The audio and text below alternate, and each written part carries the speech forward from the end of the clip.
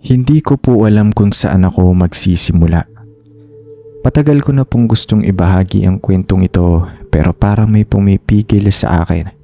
Siguro dahil sa takot. Takot na maalala. Takot na baka bumalik. Pero kailangan kong ilabas to. Kailangan kong ikwento ang nangyari sa inay ko.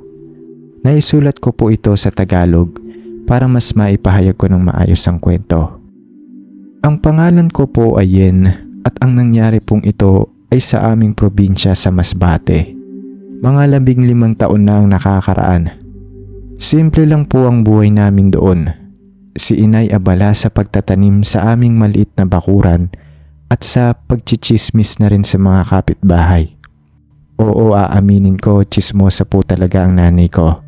Hindi naman po siya masamang tao, sadyang mahilig lang talaga siyang makibalita at magkwento. Ang lahat po ay nagsimula na magkasakit si tatay. Biglaan lang po. Isang araw masakit ang ulo niya, kinabukasan nilalagnat na.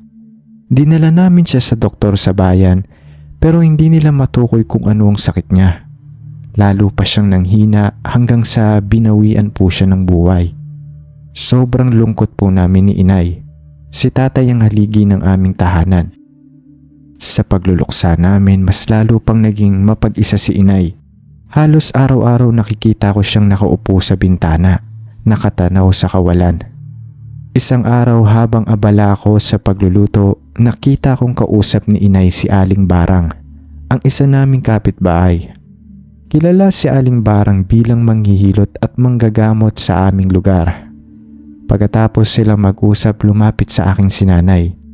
"Anak, sinabi ni Aling Barang, baka raw gawa ng aswang ang nangyari sa tatay mo." Sabi ni inay, halata ang pag-aalala sa kanyang boses. Hindi ko po pinaniwalaan si inay. Alam kong mahilig siyang mag-isip ng kung ano-ano, lalo na pagkatapos ng nangyari kay tatay. Pero hindi pa rin naman po ako makapagsalita ng masama dahil alam kong nasasaktan pa rin siya. Simula noon naging iba na si nanay. Mas naging mapagmatsyag siya sa paligid. Madalas ko siyang makitang nakasilip sa bintana, sinusuri ang bawat kilos ng aming mga kapitbahay.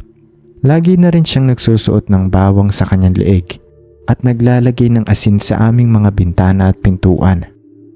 Isang araw napansin ko ang kakaibang pag-uugali ni Aling Corazon, ang matandang babae na kapitbahay namin. Madalas siyang magpuyat. Nakikita ko siya sa kanyang bintana kahit hating gabi na. May isa pa. Tuwing dumadaan siya sa harap ng aming bahay, parang umiiwas siya na magtama ang aming mga mata. Ikunento ko ito kay nanay at doon na po nagsimula ang lahat. "Anak, sigurado ako si Aling Corazon ang aswang dito," sabi ni inay, halos pabulong. Sinubukan ko siyang pigilin. Sabi ko baka nagkakamali lang siya. Pero hindi ako pinakinggan ni inay. Kinabukasan kumalat na ang balita sa buong barangay. Ipinagsabi ni inay sa lahat na si Aling Corazon ay isang aswang. Sinabi niya na kaya namatay si tatay ay dahil kinulam ito ni Aling Corazon noon pa man. Hindi ko po alam kung saan nanggaling ang mga bintang na yon. Basta ang alam ko, biglang naging usap-usapan si Aling Corazon. Maraming nagalit sa kanya pero marami rin ang hindi naniniwala. Napansin ko rin na simula nang kumalat ang balita, lalong naging kakaiba ang kilos ni inay. Para siyang laging kinakabahan. Madalas siyang magising sa gabi, pawis na pawis at nanginginig. Sinabi niya sa akin na naririnig niya raw ang mga kaluskos sa bubong ng aming bahay at nakikita niya raw ang mga anino sa labas ng aming bintana. "Anak, sinusundan ako ng mga aswang. Gusto nila akong kunin," sabi ni inay isang araw umiiyak. Sinubukan ko siyang pakalmahin, sabi ko panaginip lang yon, pero hindi siya naniniwala. Isang gabi habang natutulog ako, nagising ako sa malakas na sigaw ni inay. Dali-dali akong bumangon at pumunta sa kanyang kwarto. Nakita ko siyang nakaupo sa kanyang kama, nakatulala at nanginginig. Halos hindi ko maintindihan ang kanyang sinasabi. Ang sabi niya nakita niya daw si Aling Corazon na nakatingin sa kanya sa bintana. Sinilip ko ang bintana pero wala naman akong nakita. Sinabi ko kay inay na baka guni-guni lang niya yun pero hindi pa rin siya kumalma. Simula noon lalo pang lumala ang sitwasyon. Hindi na halos natutulog si inay. Lagi siyang dilat at nakabantay sa paligid. Sinabi niya na nararamdaman niya raw ang presensya ng aswang sa aming bahay. Isang araw habang naglalaba ako sa likod ng aming bahay, narinig ko ang malakas na ingay sa loob. Dali-dali akong pumasok at nakita ko si inay na nagwawala. Sinisira niya ang mga gamit sa aming bahay at sumisigaw ng kung ano-ano.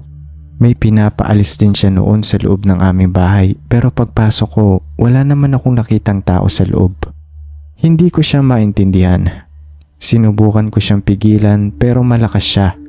Nagawa niya akong itulak at napaupo ako sa sahig. Umiiyak na ako nun.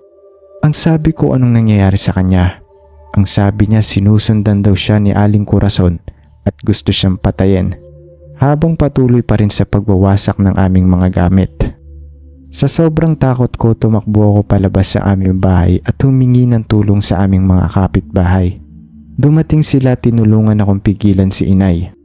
Inilabas namin si inay sa aming bahay at dinala sa bahay ni Aling Barang. Sinabi ni Aling Barang na posibleng kinulam si inay. Sinubukan niyang gamutin si inay pero hindi siya gumaling. Lalo pa siyang lumala. Naisipan naming dalhin si inay sa doktor sa bayan. Sinabi ng doktor na si inay ay nagkaroon daw ng nervous breakdown.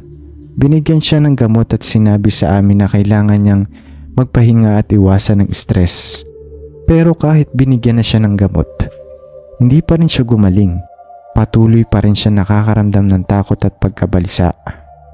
Isang araw sinabi niya sa akin na kailangan naming umalis na sa aming probinsya. Anak, kailangan na nating umalis dito. Hindi tayo ligtas dito. Susundan tayo ng mga aswang. Sabi ni inay.